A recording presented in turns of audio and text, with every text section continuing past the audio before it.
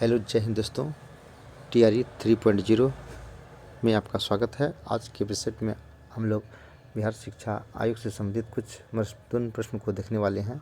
ये आयोग से संबंधित प्रश्न खास करके टीचर एग्जामिनेशंस में पूछा जाता है, इसलिए बिना देरी की हम लोग वीडियो को देखते हैं क्या कुछ इसमें लिखा गया। पहला है वुड घोषणा पत्र यानी वुड डिस्पैच घोषणा पत्र, जो कि 1854 में लागू हुआ था और इसी शिक्षा का यानी भारतीय शिक्षा का मैग्ना कार्टा कहा जाता है। चार्ल्स वुड की अध्यक्षता में यह आयोग बना था और यह 1854 में बना हुआ था। और लॉर्ड मैकाले, जिसे भारत में अंग्रेजी शिक्षा के जनक के रूप में जाना जाता है, और यह आयोग बना था 1835 में। नेक्स्ट है कोठारी आयोग। तो 1964 से 66 ईस्वी में अगर कोठारी आयोग की बात करें तो 14 जुलाई 1964, और इसके जो अध्यक्ष थे दौलत सिंह कोठारी थे। कोठारी आयोग की रिपोर्ट के आधार पर 1967 ईस्वी में देश की पहली शिक्षा नीति बनी, जो कि बहुभाषा पद्धति आधारित थी। नेक्स्ट हंटर आयोग। तो भारतीय शिक्षा नीति, जो कि 1882 ईस्वी में सर विलियम हंटर के द्वारा गठित की गई। उसके बाद NCERT, national council for education and research training, इसकी स्थापना 1 सितंबर 1961 ईस्वी में नई दिल्ली में की गई थी। और इसी के तर्ज पर हर स्टेट में SCERT की स्थापना की गई। जहाँ तक बिहार SCERT की बात है, SCERT की बात है, यानी state council for education and research training, इसकी स्थापना 1981 ईस्वी में पटना में की गई थी। तो हर स्टेट में जो है SCERT। तो NCERT 1 सितंबर 1961 और SCERT 1800 और उसके बाद 1981 ईस्वी में। नेक्स्ट है बेसिक शिक्षा परिषद 1972 में, और राष्ट्रीय शिक्षा नीति 1986 ईस्वी में, और यह राजीव गांधी के समय हुआ था। जिसमें 1986 ईस्वी की शिक्षा नीति के आधार पर शिक्षा का जो प्रारूप था, मॉड्यूल था 10+2+3 की मॉडल पर आधारित था। और ऑपरेशन ब्लैक बोर्ड का गठन किया गया। पर्यावरण अध्ययन को शिक्षा में शामिल किया गया। प्रत्येक जिले में diet district institute of education training, जिला शिक्षा व प्रशिक्षण संस्थान की स्थापना की गई थी। नेक्स्ट है जिला शिक्षा प्राथमिक संघ 1986 से 87 ईस्वी के दरमियान की गई थी। और ऑपरेशन ब्लैक बोर्ड वही 1986 ईस्वी की शिक्षा नीति के तहत 1987 से 88 में ऑपरेशन ब्लैक बोर्ड का गठन किया गया, जिसके तहत प्रत्येक विद्यालय में शैक्षणिक बुनियादी आवश्यकता संबंधित वस्तुओं की पूर्ति पर जोर दिया गया।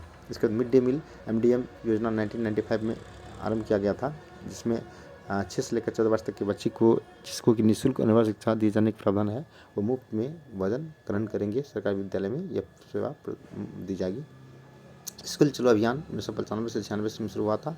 और सर्व शिक्षा अभियान की बात करें SSA, यह 2000 ईस्वी में यानी 2000 से 2001 के दरमियान लागू हुआ था। और निःशुल्क अनिवार्य शिक्षा 66वां संशोधन 2002 में 6 वर्ष से लेकर 14 वर्ष तक के बच्चे को निःशुल्क अनिवार्य शिक्षा प्रदान करने के उद्देश्य से शिक्षा का अधिकार अधिनियम RT 2009 में बना, जिसे 1 अप्रैल 2010 में लागू कर दिया गया।